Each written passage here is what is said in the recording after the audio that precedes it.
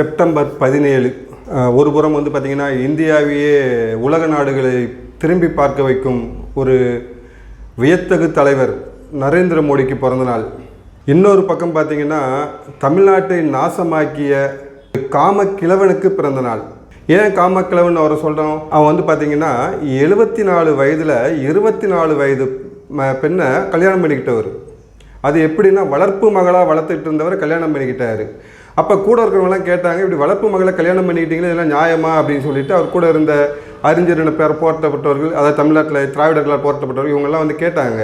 கேட்ட உடனே அவர் சொன்னார், நான் ஒரு மாமரம் வைக்கிறேன், அந்த மாமரத்துக்கு தண்ணி ஊற்றி நான் வளர்க்குறேன், அந்த மாமரத்தில் ஒரு மாம்பழம் வருது, அந்த மாம்பழத்தில் உள்ள எடுத்து நான் சாப்பிட்றது தப்பா அப்படின்ட்டு ஒரு அருமையான கேள்வியை கேட்டவர் தான் இந்த ஈவே ராமசாமி. அதாவது வளர்த்த மகளை திருமணம் செய்து கொள்ள இவ்வளோ பெரிய விளக்கம் கொடுத்தவர் இவராக தான் இருப்பார் இந்த கேவலத்துக்கு. அதனால தான் இந்த காமக்கிழவன் அப்படி சொன்னோம்.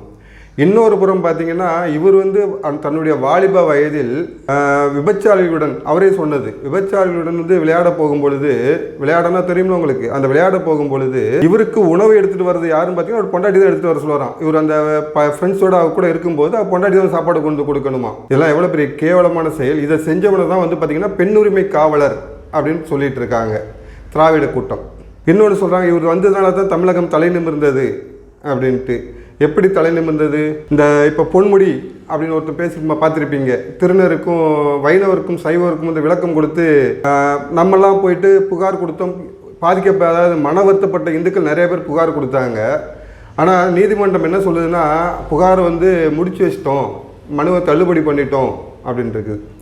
அதாவது மிக கேவலமாக இந்து பெண்களை, இந்து தாய்மார்களை பேசியவனை ஒரு தண்டனையும் இல்லாமல் தப்ப வைப்பது தான் இந்த திராவிடத்தின் கூட்டம்.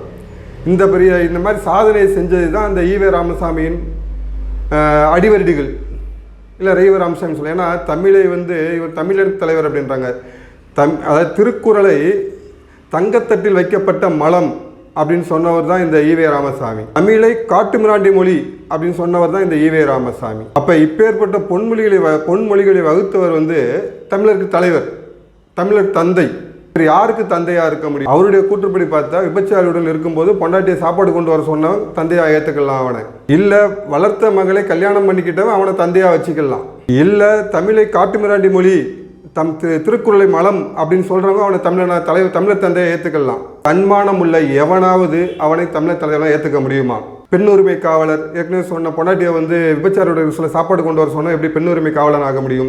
74 வயதில் தள்ளாடு மயில மூத்திரச்சீட்டி தூக்கிட்டு தான் போயிட்டு இருப்பான் போகும்போதெல்லாம். 24 வயது பொண்ணை கல்யாணம் பண்ணிக்கிட்டான். 74 வயதில் 24 வயது பொண்ணை கல்யாணம் பண்ணிக்கிட்டு வந்து அண்ணாதுரையும் ஏற்றுக்கல, அவங்க அறிஞர்னு கொண்ட அண்ணாதுரையும் ஏற்றுக்கல, கருணாநிதியும் ஏற்றுக்கல. ஏன்னா கருணாநிதியே சொல்லியிருக்காரு, தேசப்பிரிவினை பாதுகாப்பட்ட சட்டத்தில் ஈவே ராமசாமியை கைது செய்யாதத ஏன் அப்படின்னு சொல்லிட்டு மத்திய அரசுக்கு கடிதம் எழுதியவர் சட்டசபையில் ஸ்டாலினோட அப்பா கருணாநிதி. இப்போ இவங்க வந்து இப்பேற்பட்ட ஒரு மாநில கேட்ட சொல்லுங்க, பொதுமக்களை கேட்ட இப்பேற்பட்ட அயோக்கியனை எப்படி தமிழர் தந்தையினா ஏற்றுக்க முடியும்னு சொல்லிட்டு கூட இருக்கிறவங்களாம் கேட்குறாங்க. இதெல்லாம் சொன்னதுக்கு அப்புறம் இதெல்லாம் தெரிஞ்சவங்க, இதெல்லாம் கேட்டு தெரிஞ்சவங்க, இதை பார்த்து தெரிஞ்சவங்க, கூட இருந்து தெரிஞ்சவங்க, இப்பேற்பட்ட அயோக்கியனை தமிழர் தந்தை என சொல்வது, இல்லை தந்தை பெரியார் என கொண்டாடுவது தமிழர்களை இழிவுபடுத்தும் செயல், தமிழகத்தை தலை குனிய வைக்கும் செயல். நான் ஏற்கனவே சொன்ன மாதிரி பெண்முடின்ட்டு அந்த இந்து பெண்களை வந்து இவ்வளவு ஆபாசமாக பேசியும் தண்டனைக்கு உள்ளாகாமல் தப்பிப்பதற்கு காரணம் இந்த ஈவே ராமசாமி. இந்து பெண்கள் எல்லாம் விபச்சாரிகள் என சொன்ன ஆண்டிப்பட்டி ராசா, சைக்கிளில் வந்து இன்னைக்கு வந்து பல கோடிக்கு அதிபதியாக இருக்கிற அந்த ஆண்டிப்பட்டி ராசா வந்து இந்து பெண்கள் விபச்சாரிகள் நாப்பில் அவனை தண்டிக்காமல்